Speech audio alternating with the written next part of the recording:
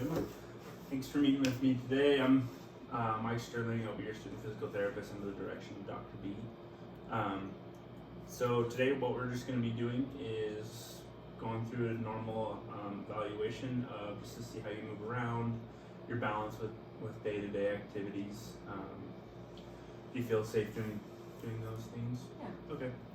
I may instruct you to do something one way or another, just to make sure we're being as safe as possible. Are you comfortable with me giving that instruction?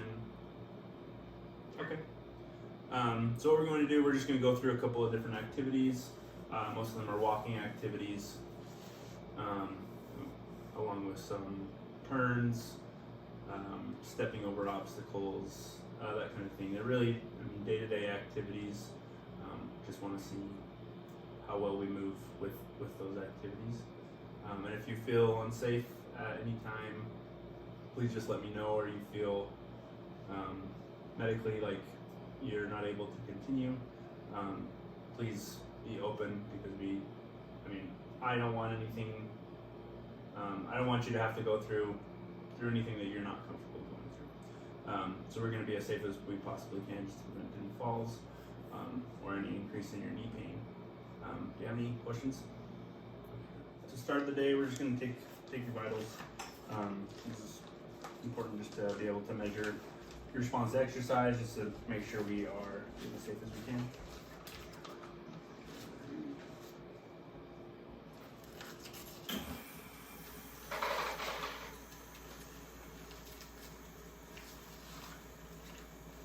Okay, go ahead and just rest there.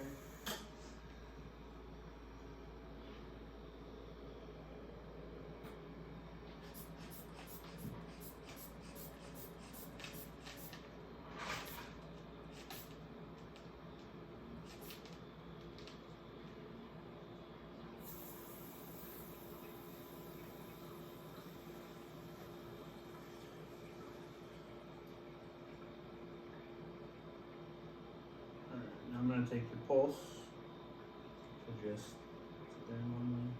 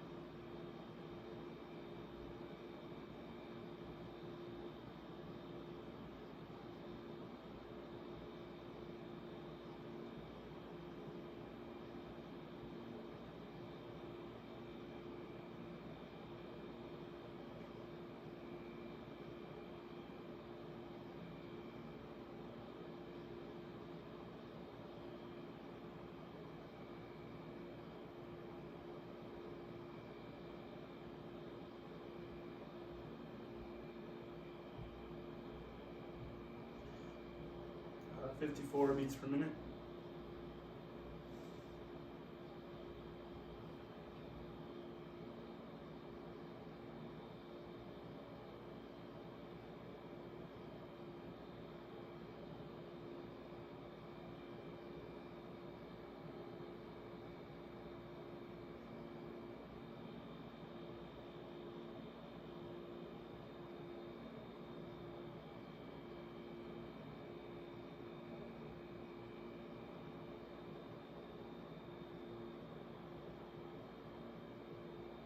Respiratory rate is 20 breaths per minute.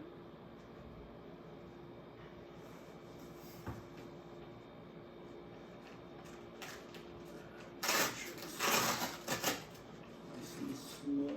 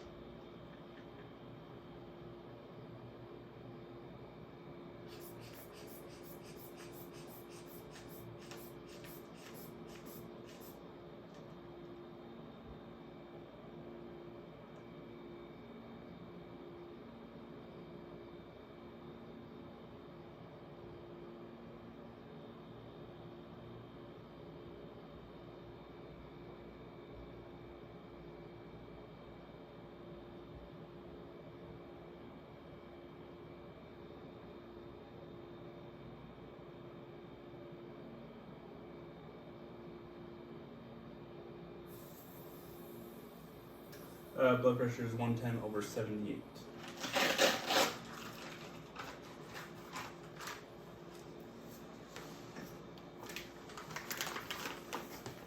I decided to use the DGI as well as a short performance physical battery because they are both very functional for this patient. The patient's day-to-day activities are walking, getting up and down from a chair, and standing. So I figured these outcome measures would be good to analyze patient's pain during them because they would translate very well to his work. I also started with the DGI just to get a baseline. I believe the patient would perform pretty well on that, so I would later on do a more higher function outcome measure. But I figured both these tests would be good to gauge just a starting point for this patient, as well as pain during functional activities. So we're going to put this pulse ox on you. This is just to monitor your heart rate. So the first thing we're going to do is we're going to walk from this shoe down to that shoe just at a normal speed. So I'm going to have you come stand over here. Just at a normal, comfortable speed. Go ahead.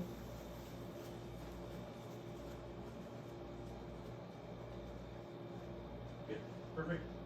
And then on this one, I want you to walk as fast as you can back to the shoe. Good. I want you to start walking as fast as you can again and go as slow as you can.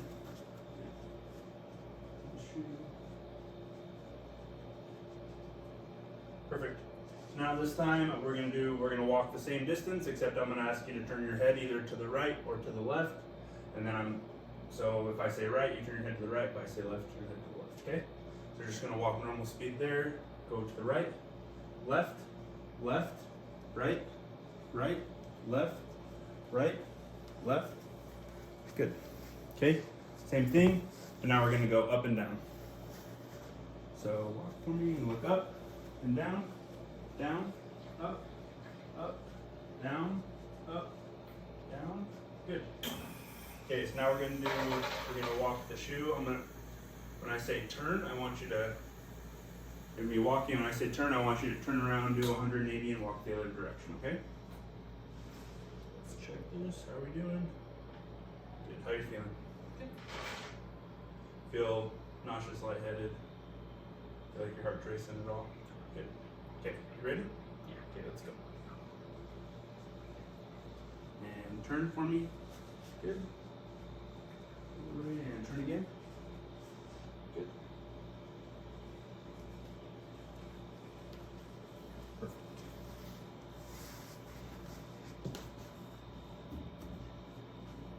Okay, so now what we're going to do, I want you to walk and we're just going to step over the box here. I want you to, don't break your stride if it's possible. I just want you to walk just as if you're normal stepping over a curb. Okay, go ahead.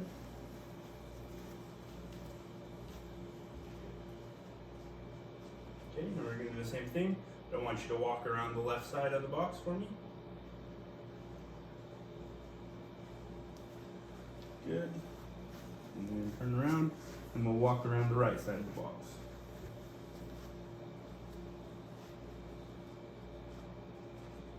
Good.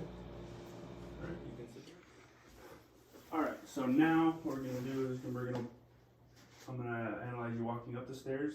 You have the railing if you need it. Just walk up the stairs like you normally would at home.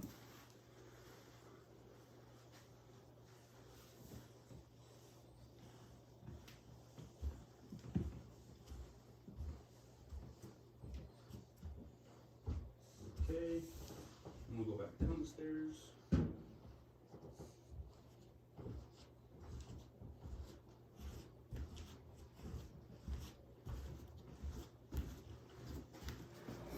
Okay, so now we're going to do another evaluation of your balance and mobility. This one I have to read word for word. Now let's begin the evaluation. I would like you to try to move your body in different movements. I will first describe and show each movement, then I'd like you to try it. If you cannot, perform the movement, or if you feel it'd be unsafe to try to do it, tell me and we can move on. Let me emphasize, I do not want you to try it if you might feel unsafe. Do you have any questions? Okay, so now I'll show you the first movement.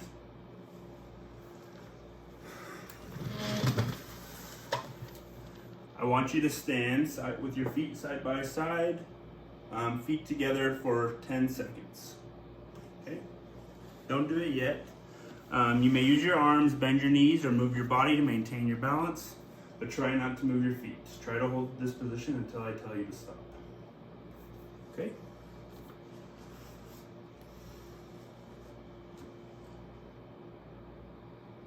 Alright, you can go ahead and stand up for me. Good. And bring your feet together. Ready? Begin.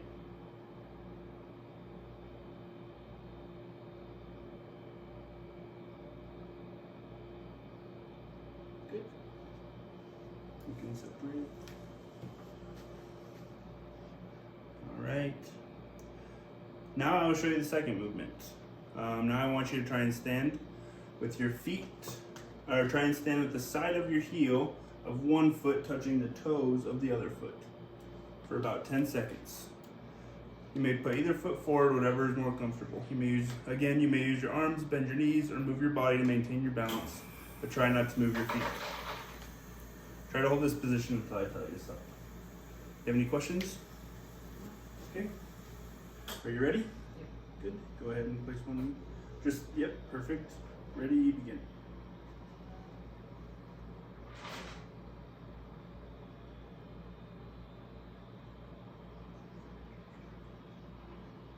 Stop. How'd that feel? Do you feel like you were losing your balance at all? No. Okay. Now I will show you the third movement. Now I want you to try and stand with the heel of one foot in front of and touching the toe of the other foot for about 10 seconds. You may put either foot in front, whatever is more comfortable. Again, you may use your arms, bend your knees, move your body, maintain your balance, but try not to move your feet. Try to hold this position until I tell you to stop. So it will be like this, like straight open. Okay? Ready? Begin.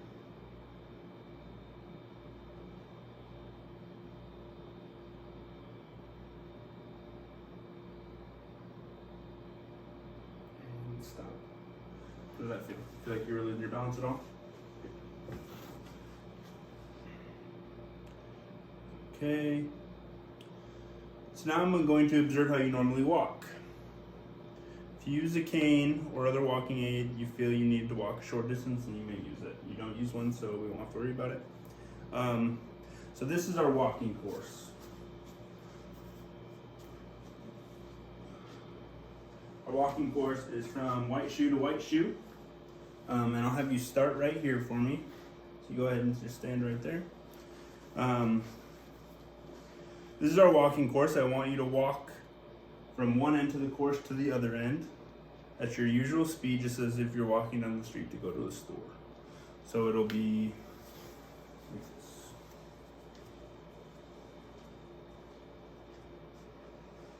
Very simple. Any questions? Okay. Walk all the way past the other end of the course, walk past the shoe. I will walk with you. Do you feel like this would be safe? Okay. When I want you to start, I'll say ready to begin.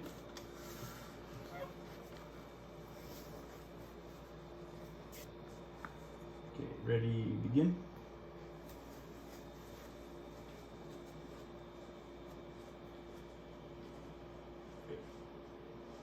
Okay. Just stay right there for me. Now I want you to repeat the walk. Remember to walk at usual speed and go all the way to the other end of the course. When I want you to start, I would say ready, begin. Ready, begin.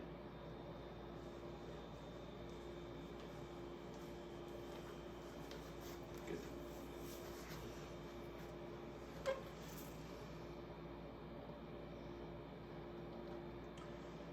Now let's do the last movement test.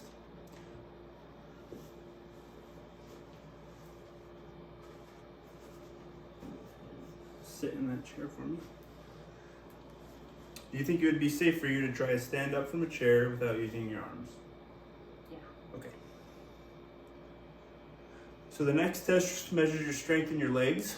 First, fold your arms across your chest and sit so that your feet are on the floor. Then stand up, keeping your arms folded across your chest. Please stand up, keeping your arms folded across your chest. Okay, try to stand up without using your arms. Good. You can sit down. Do you think it would be safe for you to try and stand up from a chair 5 times without using your arms? Yeah. Okay.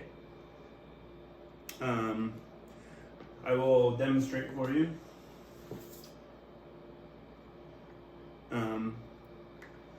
So I'll read it first, then I'll demonstrate it. So it says, please stand up. Stand up straight as quickly as you can 5 times without stopping in between. After standing up each time, sit down and then stand up again. Keep your arms folded across your chest. I'll be timing. So it looks like this. So you'll be seated, arms folded.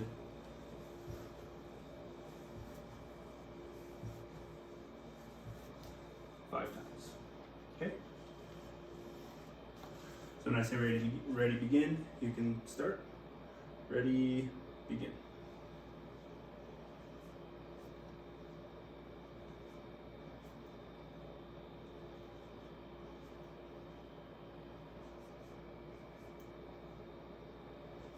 So the patient performed well on the dynamic gait index. For gait across level surfaces, she scored a 3. Change in gait speed, 3 as well. Horizontal turns, scored a 3. Gait with vertical head turns, 3. Pivot turns, 3. Step over and around obstacles, she scored a 3. And then with the steps, I scored her as a 2. Because she used the rail on the way down. Probably wasn't necessary, but the instructions are to mark the lowest category that applies, and she used the rail, so we gave her a 2. So her total scores are 23 out of 24. That's a great score. The cutoff for elderly adults for fall risk is a 19 out of 24. So currently, based on her performance, I would not score her as a fall risk. For the SPPB, she scored a point for side-to-side standing, a point for half tandem, and 2 points for full tandem, all getting over 10 seconds for each of those, with a total of 4. Then for the gait speeds, for the 3, she did the 3-meter walks, and her times were sub 4 seconds. Her fastest was a 3.38. So she scored 4 points on the 3-meter walk. And then for the chair stands, she was able to do the single chair stand as well as the 5 times. And she completed the 5 times sit to stand in 12.4 seconds, which gave her a score of 3 points. So she scored a 11, and the cutoffs are lower than 10, is indicative of a mobility deficit. Okay, so just a quick breakdown of kind of the progression, the plan of care that we're going to do. I'd like to see you 2 times a week, 1 to 2 times a week if possible, for the course of 6 weeks. And then what treatment will consist of, usually we'll start with some modalities or some warm-ups. This is just to help get the muscles moving and ready for exercise, ready for movement, as well as it'll assist in recovery and help decrease some of the pain in your knee, some pain modulation. Treatment may also consist of some manual therapy just to increase some range of motion, just to make sure we have all the motion that we need to be functional, as well as help decrease some of that pain. And then we will move on to progressive exercises just to help train that knee to be a little bit more functional, as well as perform a little bit better in your day-to-day life, just so you're not having that pain or that any of the struggles that come with the OA as well as the pain. And then we'll work on a home exercise plan so you can keep up the gains that we make over the 6 weeks, and improve. So the intervention I would do in clinic with this patient is sort of a modified timed up and go. I would start with the patient seated in a chair, and have him stand up and walk the length of the turf, or 20 feet or 30 feet, whatever is available in clinic. Have him get up, walk that distance, return, and sit back in the chair, and do that for time. So I'd start having him do it for just 2 minutes, without stopping the time. So going from seated to walking and back, seated, and then just repeating that for 2 minutes. Probably start with 5 rounds of that, based on patient tolerance. I also start with small ankle weights on the patient's ankles, probably a 2-pound weight, depending on, again, patient tolerance. One of the ways I would progress this is increasing the weight. I think adding a metronome to his walking, just to increase his walking speed, would be a good way to progress it, as well as adding obstacles like small hurdles or boxes, small boxes to navigate around or over, as well as increasing the time, the length of time to do each bout, so progressing from 2 to 3 minutes or longer. To regress this exercise, you could remove the ankle weights. You could also remove the time component, so just have him do it for reps. So have him do a couple of sets of 5 or 10 standing up from the chair, walking and returning, instead of doing it just for time. Or you could just shorten the time. Shortening the distance the patient has to walk would also be a good way to regress this, and raising the chair height so he did not have to stand from such a low chair. How I'd monitor this is I would have the patient wear a pulse ox the whole time. This exercise doesn't involve the upper extremities, so wearing a pulse ox would not be an inconvenience to the patient or a safety issue. I'd also like to check his BP just with an automatic blood pressure monitor in between sets, just to make sure there's no spike or drop. And then also using the RPE scale, just to gauge how difficult the task is for the patient, how hard he's working. Some goals I think are realistic for this patient is in 6 weeks. I'd like to have him working an 8-hour day with less than 10 sitting breaks.